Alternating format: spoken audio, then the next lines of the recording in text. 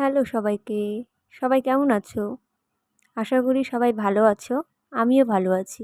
তো আজকে আমরা ফুচকা বানাবো। তো আলুটা সিদ্ধ বসিয়ে দিয়েছি। এখন আমরা টক জলটা বানাবো। তো প্রথমে আমরা দিয়ে দিলাম লবণ স্বাদ মতো। তারপরে আমরা লেবু দিয়ে দিলাম। তো লেবুটা ভালো করে দেওয়ার পরে এবার আমরা দিয়ে দিব জলজিরে। জলজিরেটা দিয়ে তারপর আমরা একটু মিশিয়ে নিব জিনিসটাকে, যাতে একটু বেশি খেতে ভালো লাগে।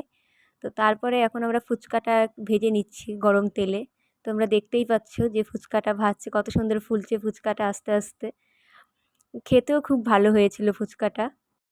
এরপরে আমরা আলু মাখাটা তৈরি করে নিচ্ছি। তো প্রথমেই আমরা দিয়ে দিলাম কুচনো লঙ্কা, এরপরে স্বাদ মতো লবণ, গরম মশলা, মিট মশলা, লঙ্কার গুঁড়ো এবং হোমমেড গরম মশলা।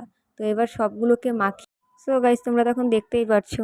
আর আমি খাওয়াতে এত ব্যস্ত হয়ে পড়েছিলাম যে আমি পরের ক্লিপগুলো নিতেই পারিনি। তো ব্লগটা এই পর্যন্তই। সবাই ভালো থেকো।